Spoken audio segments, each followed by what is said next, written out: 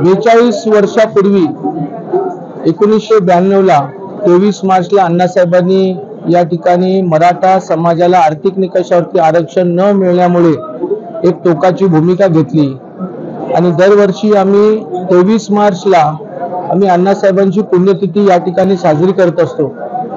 आज राज्यामध्ये ज्या पद्धतीने मराठा समाजाकरिता कुणबी समाजाच्या मराठा कुणबींना न्याय मिळाला, मराठा समाजाला 10% प्रमाणे आरक्षण देण्याचा निर्णय आज एकनाथजी शिंदे साहेब आणि देवेंद्र फडणवीस साहेबांनी घेतला। परंतु यदाकदाचित त्यावेळेच्या राज्यकर्त्यांनी जर 1982 ला काँग्रेस सरकारने हा जर निर्णय घेतला असता तर महाराष्ट्राला एक खरा कामगार चळवळीचा नेता, मराठा समाजाचा एक नेता हरपताना दिसला नसता। त्या व्यक्तीने प्रत्यक्षामध्ये येऊन या महाराष्ट्राला आणि भारत देशाला कामगार चळवळीला एक वेगळी दिशा देण्याचं काम नक्कीच केलं असतं। म्हणून आज आम्ही आजच्या या माथाडी कामगारांच्या मेळाव्याच्या निमित्ताने अण्णासाहेबांना या ठिकाणी आम्ही अभिवादन केलं।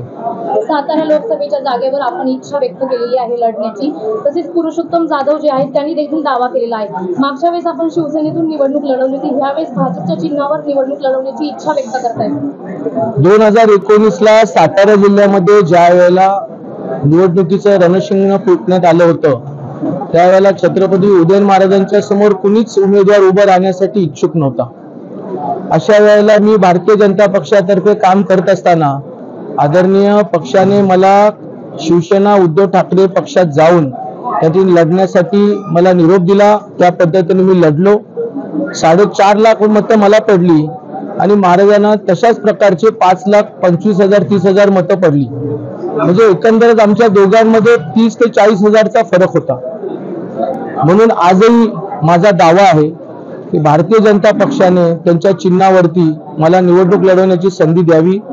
माझं ग्रामीण भागामध्ये काम आहे, महाराष्ट्रामध्ये माझं काम आहे। कार्यकर्त्यांसाठी मी विदर्भ, मराठवाड्यात, उत्तर महाराष्ट्र सगळीकडे फिरत असतो। नक्कीच खासदार म्हणून या सातारा जिल्ह्यामध्ये मला चांगल्या पद्धतीने ग्रामीण भागाच्या शेतकऱ्यांना काम करायची संधी मिळेल आणि मला विश्वास आहे की माझे नेते आदरणीय देवेंद्र फडणवीस साहेब, चंद्रकांतजी पाटील साहेब आणि चंद्रशेखर बावनकुळे आम्हाला न्याय देतील। माथाडी कामगारांचा जो कायदा आहे त्यावर आपण खतखत व्यक्त केलेली आहे। येणाऱ्या काळामध्ये काहीतरी ठोस भूमिका किंवा निर्णय घेणार का?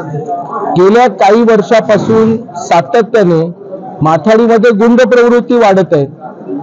कामगारांचे जे माथाडी बोर्ड आहे चेअरमन पैसे घेतल्याशिवाय निर्णय घेत नाहीत ही वस्तुस्थिती आहे। कामगार मंत्री कार्यालयामधून सातत्याने चेअरमनांच्या वरती वेगळ्या प्रकारचे दबाव टाकून चुकीचे निर्णय घ्यायला लावतात। आता आम्ही अपेक्षा करतोय की याच्यामध्ये परिवर्तन व्हावं। आता तर काय खासदारकी आहे, भविष्यात आमदारकी लागेल आणि जर एक चांगला कामगार नेता जर कामगार मंत्री म्हणून या राज्याला मिळालं तर कुठेतरी खऱ्या कामगाराला न्याय मिळेल। नाहीतर परिस्थिती आज आहे ह्याच्यापेक्षा वाईट परिस्थिती भविष्याच्या विधानसभेच्या निवडणुकीनंतर होऊ शकते अशी वस्तुस्थिती आहे। मराठा आरक्षणासंदर्भात अद्यापही तोडगा निघालेला नाही। अजून मराठा समाज आक्रमक झालेला पाहायला मिळतोय। आपण देखील मराठा समाजाच्या बाजूने आहात, मात्र सध्या लोकसभेची निवडणूक आलेली आहे। काहीतरी कुठेतरी ठोस पावले उचलली जातील का? आपण सध्या सरकारमध्ये आहोत आणि देवेंद्र फडणवीस हे आपण जवळचे कार्यकर्ते आहेत तुम्ही त्यांच्या, तर काही निर्णय घ्याल का येणाऱ्या काळामध्ये? एकनाथ शिंदे साहेबांनी सभागृहामध्ये ही भूमिका ज्यावेळेला मांडली की मी मराठा समाजाला न्याय देईल, त्या पद्धतीनं मराठा कुणबी हे प्रमाणपत्र आज सामान्य मराठवाड्यातल्या लोकांना मिळालं। महाराष्ट्रामध्ये सर्वेक्षण झालं की माझ्या गावामध्ये 100 लोकांना कुणबी प्रमाणपत्र त्या ठिकाणी मिळालेलं ही वस्तुस्थिती आहे। त्याचबरोबर हा जरी मुद्दा कुणबी प्रमाणपत्रापुरता जरी मर्यादित राहिला असला तरीही मराठा समाजाला ज्याला कुणबी प्रमाणपत्र मिळणार नाही अशांना 10% आरक्षणाची जबाबदारी त्यांनी त्या ठिकाणी जाहीर केली। आणि म्हणून देवेंद्र फडणवीस साहेबांनी ज्या पद्धतीने SCBC मधून दिलं त्याच पद्धतीने देवेंद्र फडणवीस साहेबांनी एकनाथ शिंदे दोघांनी मिळून मराठा आणि कुणबी समाजासाठी न्याय दिलेला आहे।